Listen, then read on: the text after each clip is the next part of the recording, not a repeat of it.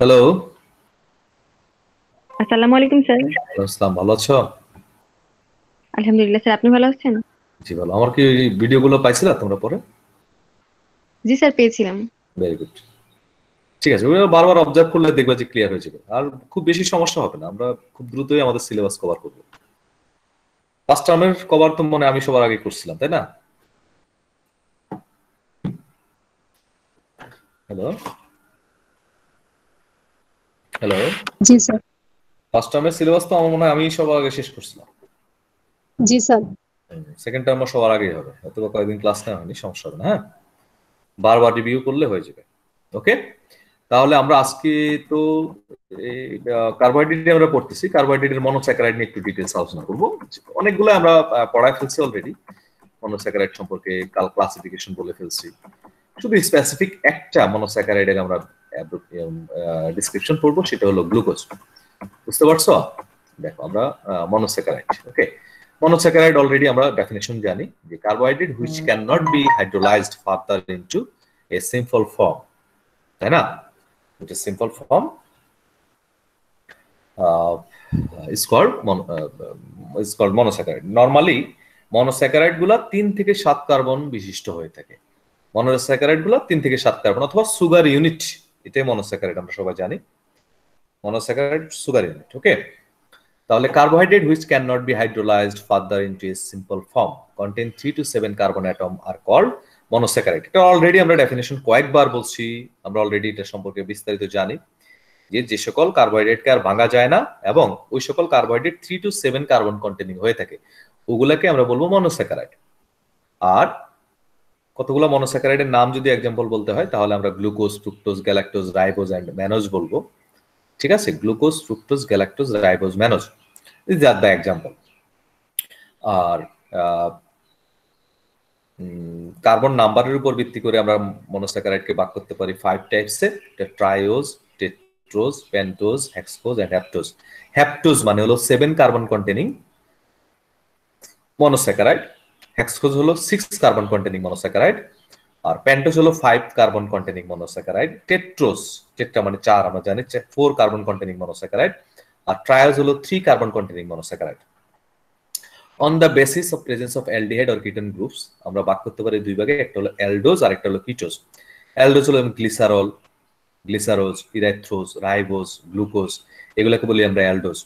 আর ketose যেমন ডাইহাইড্রক্সিঅ্যাসিটোন phosphate, হ্যাঁ, ইরাইথ্রোলোজ, তারপর রাইবোলোজ, এগুলোকে আমরা বলি কিটোজ। Very very simple. আমরা কার্বোহাইড্রেট মনোস্যাকারাইডকে দুই ভাগে ভাগ করি, দুইটা দিক থেকে ভাগ করতে পারি, একটা নাম্বার অফ কার্বন অ্যাটম আর একটা হলো presence of aldehyde or ketone groups. আমরা জানি কার্বোহাইড্রেট গুলো হয়তোবা কিটোন ডেরিভেটিভস হতে পারে বা কিটোন ফাংশনাল গ্রুপ কন্টেনিং হতে পারে অথবা অ্যালডিহাইড ফাংশনাল গ্রুপ কন্টেনিং হতে পারে। অ্যালডিহাইড থাকলে আমরা এটাকে বলি অ্যালডোজ, আর কিটোন যদি থাকে সিও, কিটোন থাকলে আমরা এটাকে বলি কিটোজ। ওকে, দিস ইজ এটা আমরা আগে থেকেই ক্লাসিফিকেশন পড়ছি। আর দেখো ডিফারেন্স যদি বলি যে অ্যালডোজ আর কিটোজের মধ্যে পার্থক্য হলো, অ্যালডোজ হলো প্রাইমারি অ্যালকোহল ডেরিভেটিভস আর কিটোজ আমরা পাই হলো সেকেন্ডারি অ্যালকোহল থেকে। অ্যালডোজের মধ্যে অ্যালডিহাইড গ্রুপ থাকে আর কিটোজের মধ্যে কিটোন গ্রুপ থাকে, এটা আমরা বহুবার বলছি। এখানে একটা ট্রায়োজ দেখো, ট্রায়োজ মানে 3 carbon containing carbohydrate, 3 carbon containing monosaccharide অথবা 3 কার্বন কন্টেনিং কার্বোহাইড্রেট। এখানে they are formed in the body during the metabolic breakdown of hexose. 6 carbon যুক্ত, হেক্সোজ মানে 6 কার্বন যুক্ত কার্বোহাইড্রেট, 6 কার্বনের কার্বোহাইড্রেটকে আমরা বলি হেক্সোজ। তো সেই কার্বোহাইড্রেট যদি তুমি দুই ভাগে সমান ভাগে ভাগ করে দাও তাহলে কি হবে? তাহলে 3 কার্বন কন্টেনিং কার্বোহাইড্রেট হবে। একটা হতে পারে যেমন গ্লুকোজকে যদি আমরা ব্রেকডাউন করি তাহলে গ্লিসারালডিহাইড হতে পারে, আরেকটা হতে পারে ডাইহাইড্রক্সিঅ্যাসিটোন ফসফেট। এখানে দেখো সিএইচও, এখানে যে সিএইচও আছে, এই সিএইচওটা কি? এই সিএইচওটা হলো অ্যালডিহাইড গ্রুপ, এটা অ্যালডিহাইড ডেরিভেটিভ, এটা অ্যালডোজও বলতে পারি আমরা এটাকে। আবার এখানে দেখো কিটোন বডি কিটোন আছে, যে সিও কিটোন আছে, এটাকে আমরা বলি কিটোজ। তাহলে এখানে গ্লিসারালডিহাইড এবং ডাইহাইড্রক্সি অ্যাসিটোন ফসফেট দুইটাই যেহেতু 3 কার্বন কন্টেনিং মনোস্যাকারাইড, এই জন্য এদেরকে আমরা ট্রায়োজ বলি। ক্লিয়ার কিনা? হ্যালো, তোমার নাম কি? Sir okay. হ্যাঁ রোকেয়া, বুঝতে পারছো? জি স্যার, বুঝছি। আচ্ছা, তার মানে আমরা যদি 6 কার্বন যুক্ত কোনো কার্বোহাইড্রেটকে ব্রেকডাউন করি তাহলে দুই ভাগে যদি ভাগ করি তাহলে তো কয় কার্বন হবে? 3 3, তাই না? জি স্যার। 3 তার মানে এই 3 কার্বনযুক্ত কার্বোহাইড্রেট গুলোকে আমরা কি বলি? ট্রায়োস বলি না? ট্রায়োস। তাহলে গ্লুকোজকে ব্রেকডাউন করলে আমরা যে গ্লিসারালডিহাইড ট্রিফসফেট আর ডাইহাইড্রক্সি অ্যাসিডন ফসফেট পাবো, এই দুইটাই কিন্তু ট্রায়োস। ঠিক আছে? আর টেট্রোজ, টেট্রোজ মানে 4 carbon containing carbohydrate. They are 4 carbon containing monosaccharide with the chemical formula of C4H8 and O4। এখানে দেখো OS8O4, এখানে যদি আমরা এটাকে কমায় ফেলি, রেশিওটা কত দাঁড়াবে? H2O, H যদি 2 হয়, ও কি 1 হবে না? 2:1। হাইড্রোজেন আর অক্সিজেনের রেশিও কত? 2:1 না আলটিমেটলি? 8:4, দুইটারে যদি 4 দিয়ে ভাগ করি, এখানে 1 হয়ে যাবে, এখানে 2 হয়ে যাবে না? হ্যাঁ, তার মানে যে কোনো কার্বোহাইড্রেটের মধ্যে হাইড্রোজেন আর অক্সিজেনের রেশিও সবসময় 2:1 হয়। তাহলে টেট্রোজ হলো 4 কার্বন কন্টেনিং কার্বোহাইড্রেট মনোস্যাকারাইড, যেমন হলো ইরেথ্রোজ। হ্যাঁ, ইরেথ্রোজ হলো 4 কার্বন কন্টেনিং কার্বোহাইড্রেট, ইরেথ্রোজ। হ্যাঁ, ক্লিয়ার? তারপর হলো এটা ডি ইরেথ্রোজ দেয়া আছে একটা, আর একটা এল ইরেথ্রোজ দেয়া আছে। টেট্রোজ, টেট্রোজ হলো 4 কার্বন কন্টেনিং। খুব সিম্পলি মনে রাখবা যে 4 কার্বন যুক্ত মনোস্যাকারাইড গুলোকে আমরা বলবো টেট্রোজ। পেন্টোজ তাহলে কি? 5 carbon containing monosaccharide. 5 carbon containing monosaccharide গুলো খুবই ইম্পর্টেন্ট, এবং হলো এখানে আমাদের একটা জিনিস স্পেসিফিক খেয়াল রাখতে হবে যে ডিএনএ এবং আরএনএ এটা তৈরি হতে আমাদের যেই গ্লুকোজ লাগে বা কার্বোহাইড্রেট লাগে, সে কার্বোহাইড্রেটটা হলো রাইবোজ অথবা ডিঅক্সিরাইবোজ, তাই না? রাইবোজ আর ডিঅক্সিরাইবোজ এটা হলো পেন্টোজ, 5 কার্বন কন্টেনিং গ্লুকোজ বা 5 কার্বন কন্টেনিং কার্বোহাইড্রেট বা মনোস্যাকারাইড, যাই বলো সমস্যা নেই। They are important constituent of nucleic acid and many coenzymes. They are also formed as intermediates during certain metabolic process. Example, ribose, which is a structural element of ATP, nucleic acid, and coenzyme NAD and ADP. তো আমরা পেন্টোজকে বলছি হলো 5 carbon containing monosaccharide. 5 carbon containing monosaccharide হলো ribose. ওকে, রাইবোজে দেখো যে তোমার second কার্বনের ক্ষেত্রে এক পাশে হাইড্রোজেন আছে আর এক পাশে হাইড্রোক্সাইড আছে। ঠিক এই হাইড্রোক্সাইডটা যদি অক্সিজেনটা রিমুভ হয়ে যায় তাহলে কি হবে? ডিঅক্সি হবে না? Oxygen remove, deoxy. তার মানে হলো এটা রাইবোজ আছে, আর যদি অক্সিজেনটা না থাকে এখানে তাহলে এটা হয়ে যাবে ডিঅক্সি রাইবোজ। তো ডিএনএ এর মধ্যে যেই রাইবোজ সুগার থাকে সেটা হলো ডিঅক্সি রাইবোজ সুগার। হ্যাঁ, যে সুগারটা থাকে সেটা হলো ডিঅক্সিরাইবোজ, আর আরএনএ এর মধ্যে যে সুগারটা থাকে সেটা হলো রাইবোজ সুগার। ঠিক আছে? তাহলে পেন্টোজের ভালো एग्जांपल কি বলতে পারো? পেন্টোজের একটা ভালো एग्जांपल হলো ribose. Ribose very important because without ribose DNA or RNA must not be made in our body. Okay, তার মানে আমার ডিএনএ আরএনএ তৈরি করার জন্য যে এসেনশিয়াল 3টা এলিমেন্টস আছে তার মধ্যে সুগার ইউনিট আছে, তাই না? সুগার ইউনিটের মধ্যে কোনটা? পেন্টোজ। পেন্টোজের স্পেসিফিক যদি বলতে হয় তাহলে নাম বলবো আমরা রাইবোজ এন্ড ডিঅক্সিরাইবোজ। ডিএনএ এর ক্ষেত্রে ডিঅক্সিরাইবোজ আর আরএনএ এর ক্ষেত্রে হলো রাইবোজ। ঠিক আছে? তাহলে পেন্টোজ হলো 5 কার্বন কন্টেনিং কার্বোহাইড্রেট অথবা monosaccharide. It is very important constituent of nucleic acid. এটা নিউক্লিক অ্যাসিডের জন্য, নিউক্লিক অ্যাসিড গঠনের জন্য খুবই গুরুত্বপূর্ণ উপাদান। ওকে, এবং বিভিন্ন কোএনজাইম গঠনের জন্য খুবই গুরুত্বপূর্ণ। ওকে, তাহলে আমরা পেন্টোজ অফ ফিজিওলজিক্যাল ইম্পর্টেন্স, আমরা কয়েকটা যদি ইম্পর্টেন্ট পেন্টোজের কথা বলি তাহলে আমরা বলবো রাইবোজ, রাইবুলোজ, হ্যাঁ, অ্যারাবিনোজ। ঠিক আছে? এগুলো হলো एग्जांपल, কয়েকটা নাম মনে রাখতে পারো যে রাইবোজ, রাইবুলোজ এন্ড অ্যারাবিনোজ। তবে রাইবোজ মনে রাখলে আপাতত হবে। ওকে, আর কোথায় পাওয়া যায়? রাইবোজটা পাওয়া যায় হলো নিউক্লিক অ্যাসিডে। রাইবোজটা কোথায় পাওয়া যাবে? নিউক্লিক অ্যাসিড, এবং আমাদের নিউক্লিক অ্যাসিড এবং বিভিন্ন কোএনজাইম গঠনের জন্য রাইবোজ দরকার। আর ডি রাইবুলোজ এটা হলো আমাদের মেটাবলিক প্রসেসে তৈরি হয়। Ribulose phosphate is an intermediate of pentose phosphate pathway. আমাদের বডিতে মেটাবলিজমের সময় বিভিন্ন পাথওয়ের মাধ্যমে মেটাবলিজম হয়, এনার্জি উৎপাদন হয়, সেটাকে আমরা মেটাবলিক পাথওয়ে বলি। সেই মেটাবলিক পাথওয়ের জন্য পাথওয়েতে আমাদের রাইবুলোজটা তৈরি হয়। ওকে, তারপর বিভিন্ন যেমন অ্যারাবিনোজ, এটা হলো গাম অ্যারাবিকা, পাম, যে বিভিন্ন রকমের যে বড়ই জাতীয় যেগুলো আর কি, বীজ জাতীয় যেগুলো থেকে তৈল তৈরি হয়, পাম বলি আমরা এটাকে, সেরিগাম, এগুলা থেকে অ্যারাবিনোজ পাওয়া যায়। এবং এটা আমাদের গ্লাইকোপ্রোটিন ফর্মেশনের জন্য। গ্লাইকোপ্রোটিন তো আমরা বুঝতে পারছি এটা হলো একটা কম্পাউন্ড লিপিড, তাই না? Compound protein. গ্লাইকো হলো কার্বোহাইড্রেট থেকে আসছে, গ্লুকোজ, হ্যাঁ, গ্লাইকো। আর একটা প্রোটিন, দুইটা পোর্শন মিলে আমাদের কি তৈরি হবে? গ্লাইকোপ্রোটিন। তো অ্যারাবিনোজ হলো আমাদের গ্লাইকোপ্রোটিনের মেইন কনস্টিটিউট। তো আমরা এখানে মেডিকেল বা ফিজিওলজিক্যাল ইম্পর্টেন্স অফ সাম প্যান্টোজের কথা বলছি, রাইবোজ, রাইবোলোজ এন্ড অ্যারাবিনোজ। মধ্যে রাইবোজটা খুব ইম্পর্টেন্ট, এটা থেকে আমরা এমসিকিউ অনেক সময় ডেভেলপ করি যে রাইবোজ কোথায় কোথায় পাওয়া যায়, নিউক্লিক অ্যাসিডে পাওয়া যায়, এটিপি ফরমেশনে থাকবে, এনএডিতে থাকবে, এনএডিপিতে থাকবে, হ্যাঁ, ফ্লেভোপ্রোটিনে থাকে। এই টাইপের একটা কোশ্চেন আমরা এখান থেকে দিতে পারি। ওকে, তারপর এখানে দেখো যে জাইলোজ, জাইলোজ হলো যেমন উডগাম, হ্যাঁ, বিভিন্ন রকমের গাম যেগুলো থাকে এগুলাতে পাওয়া যায়। তারপর হার্ট মাসেলে আমরা ল্যাক্সিলোল পাওয়া যায়, হ্যাঁ, ল্যাক্সোজ। আরেকটা হলো আমাদের তোমার ক্লিনিক্যাল সিগনিফিকেন্স দেখো এখানে যে প্যান্টোজ ইউরিয়া, অনেক সময় দেখা যায় যে ইউরিনের সাথে প্যান্টোজ বের হয়ে চলে যায়। প্যান্টোজ বের হয়ে যাওয়া আমাদের একটা ভালো মাত্রার প্রবলেম হয়, যার ফলে আমাদের বডির বিভিন্ন রকমের প্রবলেম রাইজ করতে পারে। সেটাকে আমরা বলি প্যান্টোজ ইউরিয়া। মানে আমরা নর্মালি যদি ইউরিন টেস্ট করি তাহলে সেখানে প্যান্টোজ সুগার পাওয়া যায়। নর্মালি তো ইউরিনের সাথে সুগার পাওয়া যাবে না, ডায়াবেটিসের ক্ষেত্রে পাওয়া যায়। আবার কারো কারো ক্ষেত্রে যে ডায়াবেটিস না হলেও নর্মাল অথবা অন্য কোনো প্রবলেমের কারণে প্যান্টোজ ইউরিয়া হতে পারে। এটা হলো মেইনলি আমাদের ইউরোনিক অ্যাসিড পাথওয়েতে তৈরি হয়।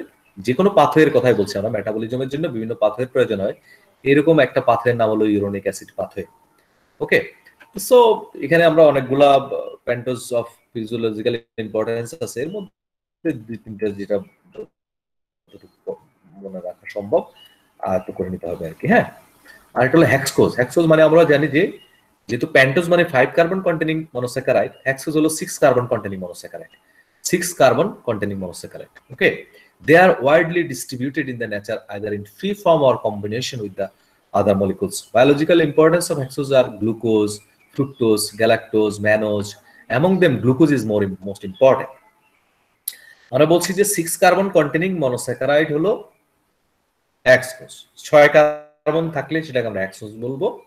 আর এটা মানে widely distributed in the nature, either free, শুধুমাত্র কার্বোহাইড্রেট শুধুমাত্র হেক্সকোজ ফর্মে পাওয়া যায়, আবার অনেক সময় প্রোটিনের সাথে যুক্ত হয়ে থাকতে পারে, লিপিডের সাথে যুক্ত হয়ে থাকতে পারে।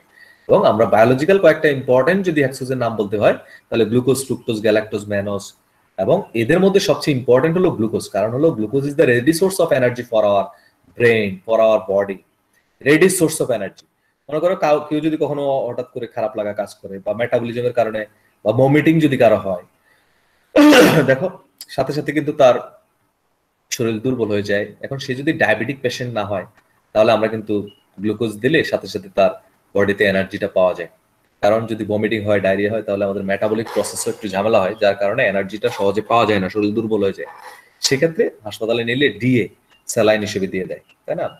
আমাদের জাস্ট ব্রেনের মধ্যে এই ইঞ্জেকশনটা দিয়ে দিলে, এই স্যালাইন আকারে দিয়ে দিলে আস্তে আস্তে আস্তে আস্তে আমাদের স্যালাইন গুলো যেতে থাকে, বা ডিএ অথবা ডেক্সট্রোজ, হ্যাঁ, যখন যেতে থাকে আর হলো আমরা মুখে খাবার না খেলেও আমাদের চলে। তাহলে আমাদের জন্য সবচেয়ে ইম্পর্টেন্ট অথবা biologically important among the hexose are is glucose. গ্লুকোজটা ভেরি ইম্পর্টেন্ট। এখানে আমরা গ্লুকোজ বলো, ম্যানোজ বলো, গ্যালাক্টোজ বলো, সবই কিন্তু হেক্সকোজ। শুধুমাত্র এটা হলো কিসের জন্য হচ্ছে? ইপিমারিজমের কারণে নাম আলাদা আলাদা হচ্ছে, এটা তোমরা সবাই জানো। আমরা আগে ইপিমারিজম যখন বলছিলাম তখন বললাম না যে দেখো যে গ্লুকোজের ক্ষেত্রে আমরা ডি অ্যান্ড এল গ্লুকোজ বলতে পারি। যদি লাস্ট 5 নাম্বার কাইরাল সেন্টারের হাইড্রোক্সাইড গ্রুপটা ক্লকওয়াইজ থাকে তাহলে এটাকে আমরা বলি ডি গ্লুকোজ। এখানে দেখো যে ডি গ্লুকোজ লেখা আছে, কেন এটা ডি গ্লুকোজ? কারণ হলো এখানে কয়টা কাইরাল সেন্টার আছে? 2, 3, 4, 5 নাম্বার কার্বন, এই 4টা হলো কাইরাল সেন্টার, 1 আর 5, 1 আর 6 বাদ। তাহলে লাস্ট কাইরাল সেন্টার হলো 5, মানে 5th chiral centre. 5th chiral সেন্টারের মধ্যে হাইড্রোক্সাইড গ্রুপটা কোন দিকে আছে? ক্লকওয়াইজ। ক্লকওয়াইজ থাকার কারণে, মানে ঘড়ির কাঁটার দিকে থাকার কারণে আমরা এটাকে বলি ডি গ্লুকোজ। আর যদি এই হাইড্রোক্সাইড গ্রুপটা এই হাইড্রোজেনের জায়গায় থাকতো তাহলে আমরা এটাকে বলতাম এল গ্লুকোজ। কি বলতাম? এল গ্লুকোজ। তাহলে ডি অ্যান্ড এল গ্লুকোজ তো আমরা সবাই ক্লিয়ার। আবার 4 নাম্বার যে কার্বন সেটা হলো আমাদের থার্ড কাইরাল সেন্টার।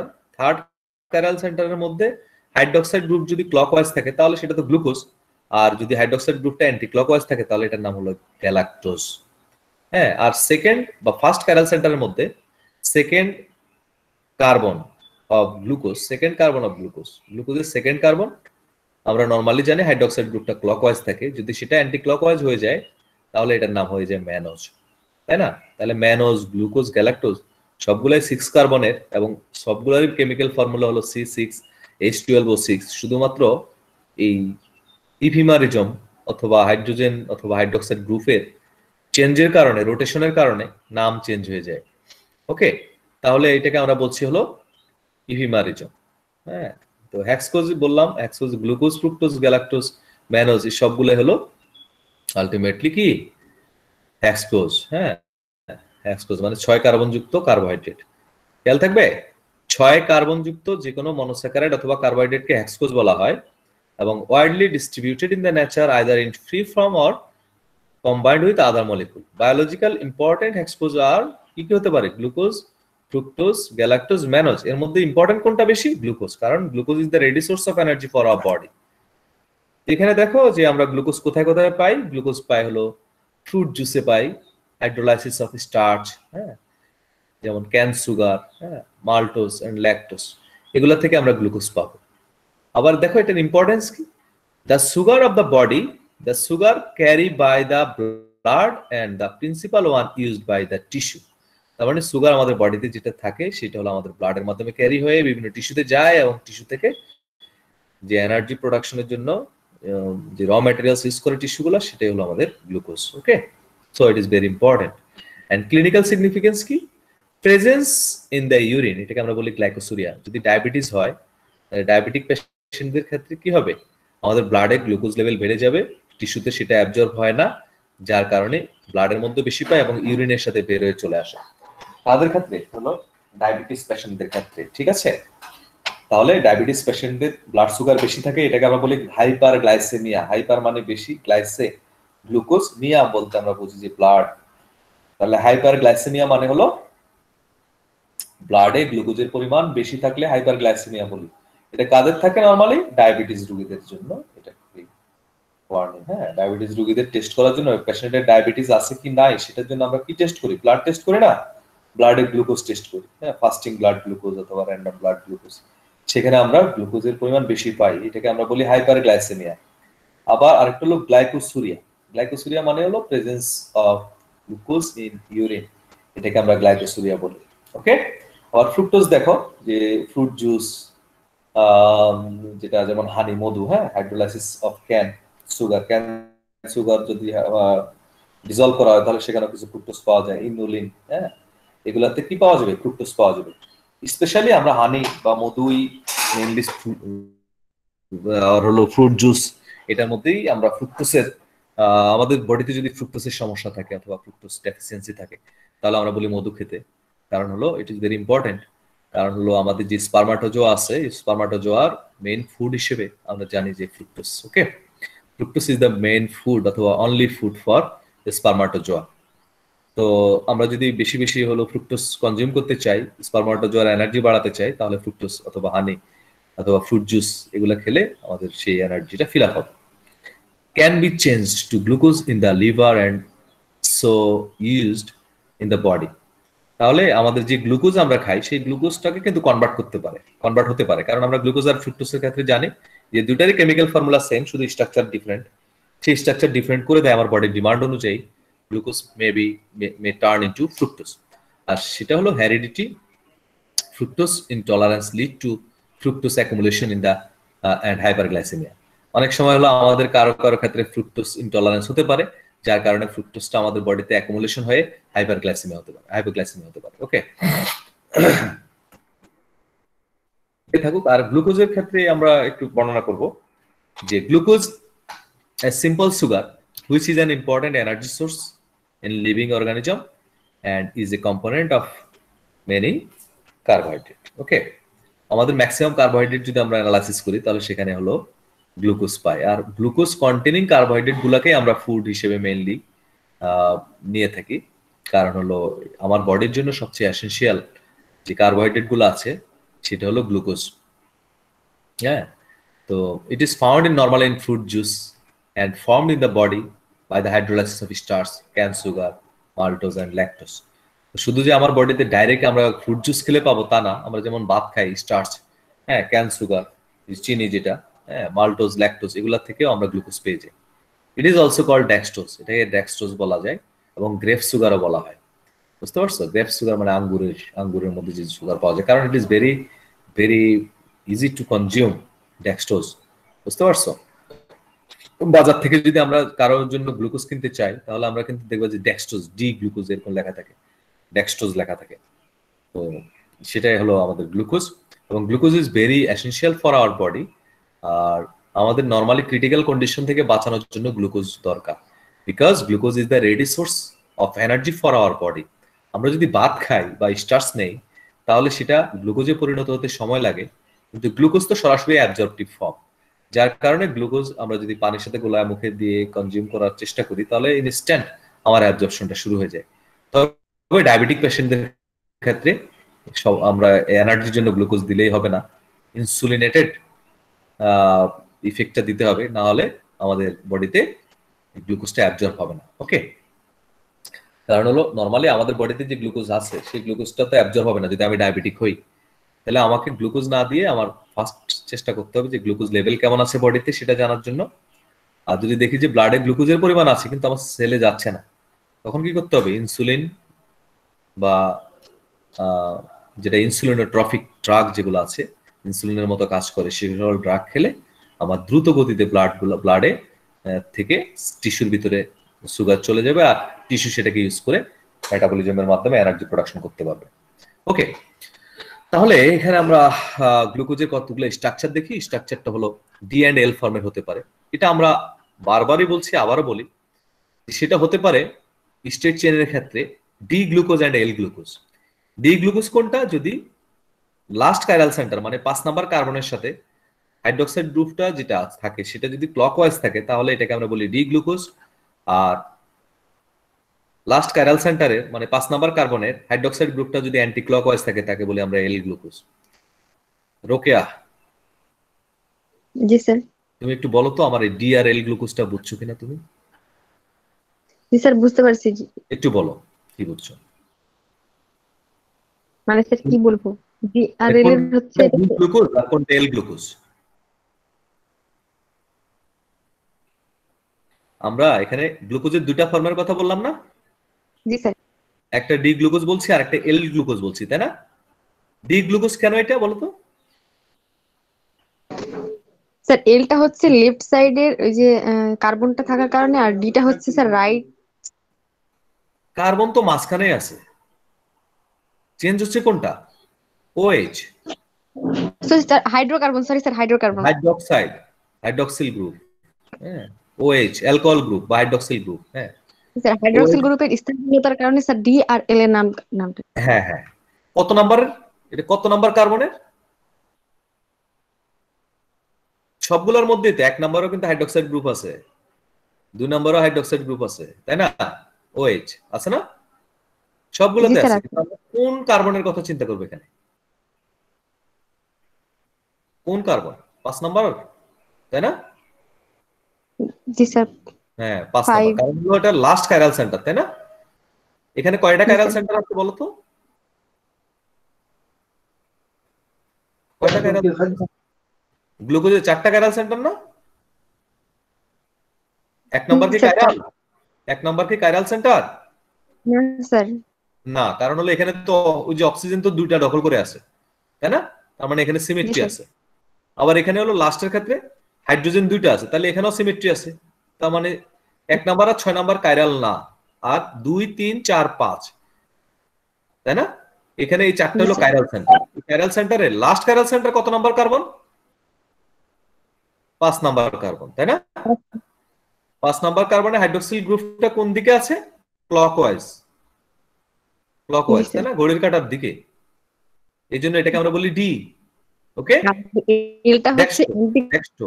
ক্লকওয়াইজ, যার কারণে আর হচ্ছে ঠিক ওই গ্লুকোজের 5 নাম্বার কার্বনের হাইড্রোক্সিল গ্রুপটা যদি অ্যান্টি ক্লকওয়াইজ থাকে, তখন এটাকে আমরা বলি এল গ্লুকোজ। এল এল এল গ্লুকোজ, ভেরি গুড। আচ্ছা, এটা দেখো যে সাইক্লিক কম্পাউন্ড। সাইক্লিক কম্পাউন্ডের ক্ষেত্রে আমরা জানি এখানে হলো সাইক্লিক, তার বোঝা যায় না কোনটা হাইড্রোক্সিল গ্রুপ কোন দিকে আছে না দিকে আছে, এটা তো আর বোঝা একটু টাফ, তাই না? এখানে একটু খেয়াল করলে দেখবা যে 1 নাম্বার কার্বনের ক্ষেত্রে, সাইক্লিকের ক্ষেত্রে, সাইক্লিকে 1 নাম্বার যেটা ধরি আমরা একদম রাইট সাইডের অ্যাঙ্গেলটা, এখানে হাইড্রোক্সাইড গ্রুপটা যদি ডাউনওয়ার্ডের দিকে থাকে, তাই না? ডাউনওয়ার্ডে থাকলে এনোমার আলফা বলি, তাই না? এনোমারে কি বলি আমরা? আলফা না? জি স্যার। আলফা। আর যদি উপরের দিকে থাকে তাহলে বিটা। বিটা। হ্যাঁ, ভেরি গুড। তাহলে the structure are almost identical except then the alpha form. The hydroxyl group on the far right is down, এটাকে আমরা বলি আলফা, নাকি? একদম রাইট সাইডে যে হাইড্রোক্সিল গ্রুপটা থাকবে সেটা যদি ডাউনওয়ার্ডে থাকে, নিচের দিকে থাকে, এই যে পিঙ্ক কালার, তাই না, এটাকে আমরা বলি আলফা গ্লুকোজ। আর একদম এটা এখানে কি আছে পরেরটায়? উপরের দিকে আছে, এই জন্য এটাকে আমরা কি বলবো? বিটা গ্লুকোজ, তাই না? Beta glucose. এটাকে আমরা বলি অ্যানোমারিজম। ওই যে আমরা স্ট্রাকচার আইসোমারিজম পড়লাম না, একটা ডি এন্ড এল ফর্ম বললাম, আরেকটা বললাম অ্যানোমারিজম, তাই না? আরেকটা বললাম ইফিমারিজম। আচ্ছা, এখন আমরা যে কার্বোহাইড্রেটের যেই ক্যারেক্টারিস্টিক্স গুলো পড়ছিলাম, খেয়াল আছে কিনা? প্রপার্টিজ এন্ড বায়োলজিক্যাল ইম্পর্টেন্স, ঠিক সেম এখানে গ্লুকোজের ক্ষেত্রেও সেম, কোনো খুব বেশি পার্থক্য না। তুমি যদি কার্বোহাইড্রেটের ওটা ভালোভাবে পড়তে পারো তাহলে এখানেও সেটা অ্যাপ্লাই করতে পারবে, কারণ most of the same. Glucose is the most important of the monosaccharide because its utility, কারণ হলো এটা ইউটিলিটি খুবই খুবই খুবই বেশি, কারণ আমার বডিতে এনার্জির জন্য সবচেয়ে বেশি ব্যবহৃত হয় হলো গ্লুকোজ। ঠিক আছে, এই জন্য সবচেয়ে বেশি ইম্পর্টেন্ট মনোস্যাকারাইড কোনটা হবে? Glucose. It is sometime called dextrose due to is the dextrorotatory properties. Dextrorotatory প্রপার্টিসের জন্য এটাকে আমরা কি বলি? ডেক্সট্রোজ বলে থাকি। Glucose is present in the body as glucose phosphate. আমাদের বডিতে গ্লুকোজ কোন ফরম্যাটে থাকে? গ্লুকোজ ফসফেট ফর্মে থাকে। মিল্কের মধ্যে ল্যাকটোজ ফর্মে থাকে। আর প্রোটিনের সাথে যুক্ত হয়ে গ্লাইকোপ্রোটিন আকারে থাকতে পারে বা গ্লুকোজ অ্যামাইন আকারে থাকতে পারে। বুঝতে পারছো? আমাদের বডিতে তাহলে গ্লুকোজ কি ডাইরেক্ট গ্লুকোজ ফর্মে থাকবে? না, ফসফেটের সাথে যুক্ত হয়ে গ্লুকোজ ফসফেট হিসেবে থাকতে পারে। মিল্কের সুগার হিসেবে, যেমন ল্যাকটোজ, হ্যাঁ, ল্যাকটোজের মধ্যে আমরা গ্লুকোজ পাইতে পারি। তারপর প্রোটিনের সাথে সংযুক্ত হিসেবে পাইতে পারি গ্লাইকোপ্রোটিন, হ্যাঁ, আবার লাইপোপ্রোটিন হিসেবে পাইতে পারি,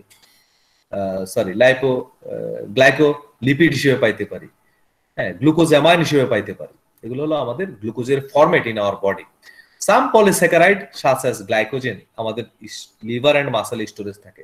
স্টার্চ, ডেক্সট্রান, সেলুলোজ, এগুলো হলো বিভিন্ন প্লান্টের স্ট্রাকচারে থাকে এবং আমরা বডিতে সেটাকে হাইড্রোলাইসিস করে হিসেবে গ্লুকোজটাকে বের করে নিয়ে আসতে পারি। আর when it is completely burn, যখন আমাদের বডিতে পুরো দমে গ্লুকোজটা বার্ন হয় তখন কার্বন ডাইঅক্সাইড এবং ওয়াটার তৈরি হয় এবং সাথে এনার্জি রিলিভ হয়। ওকে, তাহলে আমার এনার্জির জন্য আমার যখন গ্লুকোজ ব্যবহার করি তখন সেখান থেকে আমরা কি পাইতে পারি? Carbon dioxide and water. ঠিক আছে? Biomedical importance of glucose. এখানে দেখো যে glucose is the chief physiological sugar present in our normal blood continually and at fairly constant level. আমাদের বডিতে একদম নির্দিষ্ট একটা লেভেলে গ্লুকোজ সবসময় থাকে, সবসময় পাওয়া যাবে, কারণ আমাদের ফিজিওলজিক্যাল সুগার হিসেবে গ্লুকোজকে আমরা ব্যবহার করি। তো সেক্ষেত্রে দেখো যে আমাদের ফাস্টিং এ করলে সবসময় দেখো 3.5 থেকে 5.1 পর্যন্ত আমরা সবসময় পাই, এটা আমাদের ফাস্টিং লেভেলে থাকবে। তারপর র্যান্ডম 7.8 মিলিগ্রাম পার ডেসিলিটার পর্যন্ত আমাদের থাকতে পারে, মিলিমোল পার লিটার পর্যন্ত থাকতে পারে। All tissue utilise glucose for energy. আমাদের বডির যতগুলা টিস্যু আছে, আমাদের বডির সব টিস্যু কিন্তু প্রোটিন ইউটিলাইজ করতে পারে না, অথবা লিপিড ইউটিলাইজ করতে না পারলেও সবগুলা টিস্যুর জন্য গ্লুকোজ এসেনশিয়াল। আমাদের আরবিসি এবং ব্রেনের সেলের জন্য ব্রেনের সেলগুলোর জন্য এনার্জি হিসেবে গ্লুকোজ ডিরেক্ট ফুয়েল হিসেবে কাজ করবে। আরবিসির যে এনার্জি প্রয়োজন হয়, তারপর হলো আমাদের ব্রেনের যে এনার্জি প্রয়োজন হয়, সেটা পুরোটাই ডিপেন্ড করে গ্লুকোজের উপর।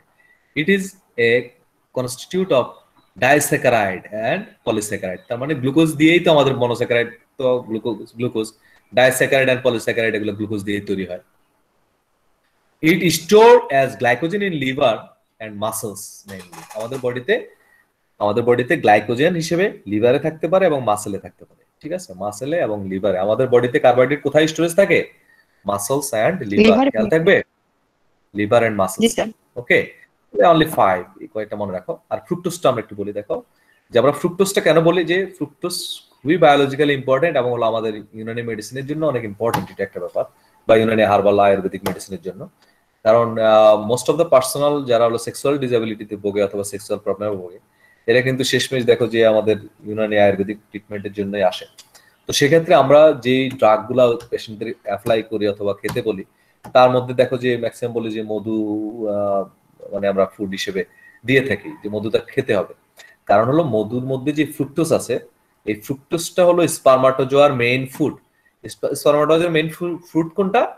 যেমন আমাদের ব্রেইনের সেলের কথা বললাম, মেইন ফুড কোনটা? গ্লুকোজ। আর স্পারমাটোজোয়ার জন্য মেইন ফুড কোনটা? ফ্রুক্টোজ। খেয়াল থাকবে। সো যাদের স্পারমাটোজোয়ার প্রবলেম থাকবে তাদের অবশ্যই কি খেতে হবে?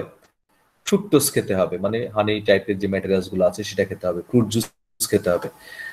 তো it occurs mainly naturally in fruit juice and honey. Hydrolysis of cane sugar in the body also yield fructose. আর বায়োমেডিক্যাল ইম্পর্টেন্স কি দেখো, seminal fluid is rich in fructose and sperm utilize fructose for energy. Fructose is formed in the seminiferous tubules epithelial cell for glucose. মানে আমাদের যে glucose খাই সেই গ্লুকোজটা কি করে? কনভার্ট করে কোথায়? আমাদের সেমিনিফেরাস টিবিউলস ইপিথেলিয়াল সেলে, যেই ইপিথেলিয়াল সেল আছে না সেমিনিফেরাস টিবিউলসে, সেই ইপিথেলিয়াল সেলগুলা গ্লুকোজকে কনভার্ট করে ফ্রুক্টোজে পরিণত করে, আর সেই ফ্রুক্টোজটা স্পারমাটোজোয়ার এনার্জি হিসেবে কাজ করে। বুঝতে পারছো? এই জন্য আমরা অনেক সময় তো আমাদের বডিতে যে গ্লুকোজ থাকে সেটা থেকে তো বডি অটোমেটিক তৈরি করে, আর যখন আমাদের ডেফিসিয়েন্সি থাকে তখন আমরা কি করি? সরাসরি হানি, এই দেখো এখানে লেখা আছে fruit juice and honey, fruit juice and honey খেতে বলি যাতে করে স্পারমাটোজোয়ার এনার্জিটা পাওয়া যায়। Because we know fructose is the main food বা অনলি ফুড ফর স্পারমাটোজোয়া। আর এখানে দেখো গ্লুকোজ আর ফ্রুক্টোজের মধ্যে মেজর ডিফারেন্স হলো গ্লুকোজটা হলো অ্যালডোজ ডেরিভেটিভস আর ফ্রুক্টোজ হলো কিটোন ডেরিভেটিভস। ওকে। আর functional group at first carbon, aldehyde গ্রুপটা কোথায় থাকে? নরমালি ফার্স্ট কার্বনের সাথে, আর ফ্রুক্টোজের মধ্যে সেকেন্ড কার্বন অ্যাটমের সাথে থাকে। ওকে।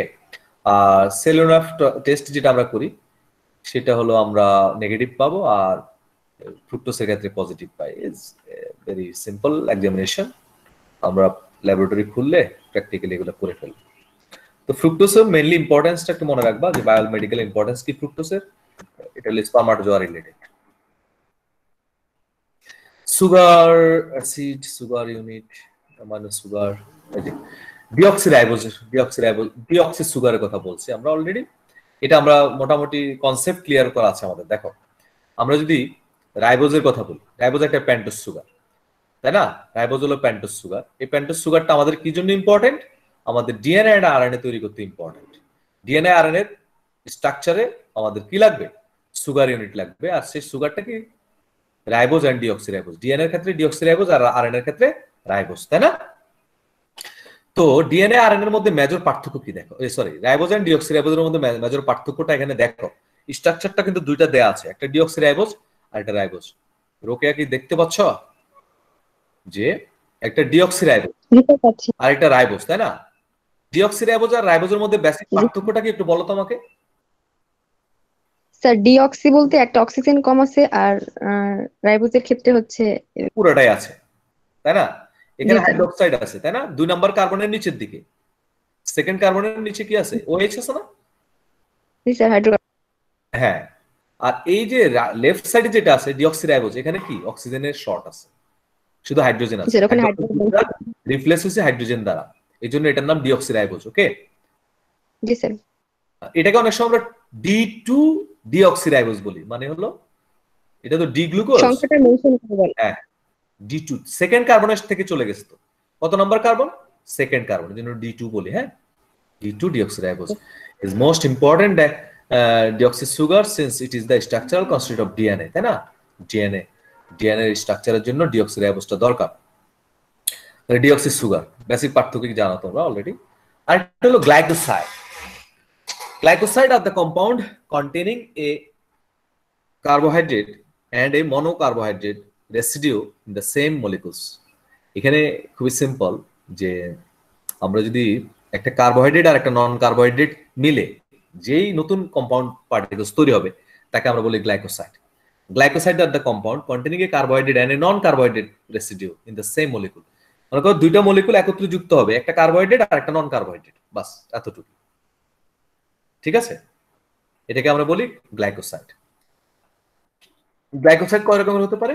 কার্ডিয়াক গ্লাইকোসাইড, যেমন ডিজিটালিস, ওভাকুইন, হ্যাঁ, এগুলো আমরা বলি কার্ডিয়াক গ্লাইকোসাইড। এগুলো হলো আমাদের হার্ট রিলেটেড মাসলস এর জন্য এই গ্লাইকোসাইড গুলো কাজ করে। আর এটা হলো অ্যামাইনো গ্লাইকোসাইড, যেমন স্ট্রেপ্টোমাইসিন।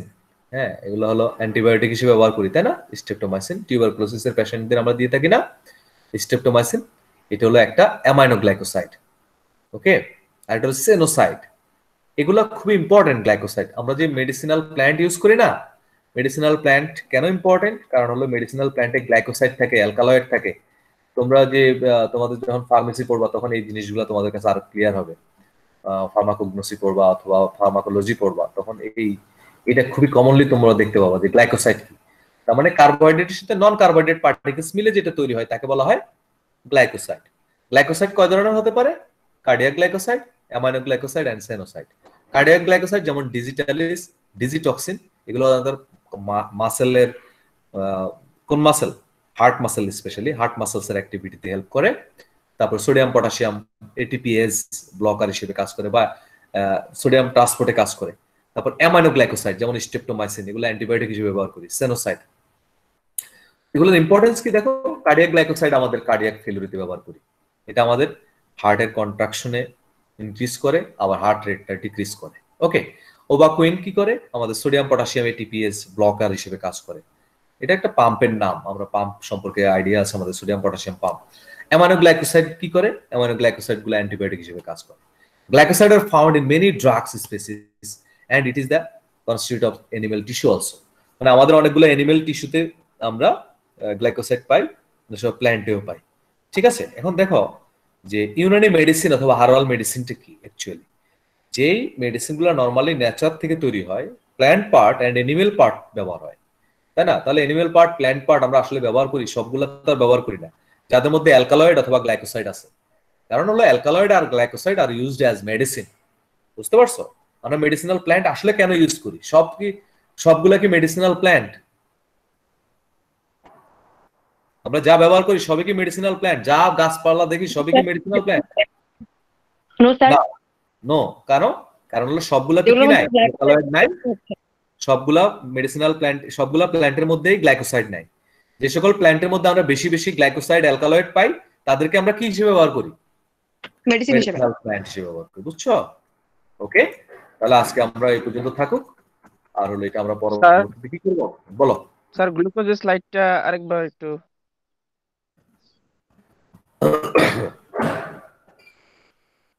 হ্যাঁ বলো স্যার এই জায়গায় ডি এন্ড এল গ্লুকোজের মধ্যে পার্থক্যটা আরেকবার, আর আলফা আর বিটা এর মধ্যে। আচ্ছা, ডি এন্ড এল, তাই না? এটা কিসের স্ট্রাকচার? D glucose. তুমি কি আমার এই কার্ডটা দেখতে পাচ্ছ? পাচ্ছি, জি স্যার দেখতে পাচ্ছি। এটা হলো ডি গ্লুকোজ লেখা, তাই না? জি স্যার। এটাও গ্লুকোজ, এটাও গ্লুকোজ। দুইটারই আমরা 6টা কার্বন আছে, 12টা হাইড্রোজেন আছে, অক্সিজেন আছে 6টা। ওকে, এখানেও তাই, এখানেও তাই। হ্যাঁ, তো এটাকে আমরা ডি গ্লুকোজ বলছি আর এটাকে এল গ্লুকোজ বলছি, তাই তো? আমরা এই গ্লুকোজের ক্ষেত্রে জানি কয়টা কাইরাল সেন্টার? 4টা, তাই না? জি স্যার। কাইরাল সেন্টার কয়টা? 4টা না? জি sir. Second, third, fourth and fifth, এই 4টাই তো কাইরাল সেন্টার নাকি? জি স্যার। এই লাস্ট কাইরাল সেন্টার কোনটা?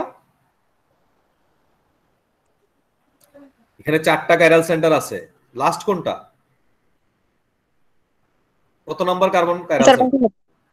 5 নাম্বার না? জি স্যার, 5 নাম্বার। তাহলে লাস্ট কাইরাল সেন্টার হলো 5 নাম্বার কার্বন। এই 5 নাম্বার কার্বনে হাইড্রোক্সাইড গ্রুপটা কোন দিকে আছে? ঘড়ির কাঁটার দিকে না? ক্লকওয়াইজ না? জি স্যার। ডান দিকে নাকি? জি স্যার। ডান দিকে, তাই না? ক্লকওয়াইজই তো। জি স্যার। তাহলে ক্লকওয়াইজ এই হাইড্রোক্সাইড গ্রুপটা এখানে যে মার্কিং করা আছে, ইয়েলো মার্কিং, দেখছো? জি স্যার দেখতে পাচ্ছি। হ্যাঁ, তাহলে এটা হলো ক্লকওয়াইজ আছে, যার কারণে এটার নাম হলো ডি গ্লুকোজ। ওকে, জি স্যার। আর এই পাশে দেখো যে হাইড্রোক্সাইড গ্রুপটা রাইট সাইডে না থেকে কোন দিকে চলে আসছে? লেফটে। লেফটে, মানে অ্যান্টি ক্লক। আসলে ডাইন আর বাম না, এটা রাইট লেফট না, এটাকে বলতে হবে অ্যান্টি ক্লক। হ্যাঁ, তুমি ক্লকওয়াইজ মনে অ্যান্টি রাখো না যেভাবে ডান লেফট, ডি তে ডান, হ্যাঁ এরকম মনে রাখতে, সেটাও তোমার ব্যাপার। অ্যাকচুয়ালি এইভাবে না, এটা ক্লকওয়াইজ এন্ড অ্যান্টি ক্লকওয়াইজ মনে রাখতে হবে। হ্যাঁ, আমরা মেডিকেলের ভাষায় অ্যান্টি ক্লকওয়াইজ এদিকে, ক্লকওয়াইজ হলো এদিকে, আর অ্যান্টি ক্লকওয়াইজ। তাহলে অ্যান্টি ক্লকওয়াইজ যখন হাইড্রোক্সাইড গ্রুপটা আছে তখন এটাকে আমরা কি বলতে পারি? এল গ্লুকোজ। ওকে, এল গ্লুকোজ। জি স্যার। এল গ্লুকোজ। ক্লিয়ার? জি স্যার। স্যার আলফা আচ্ছা। আর বিটা? হ্যাঁ, এখানে এটাকে বলে আমরা অ্যানোমারিজম।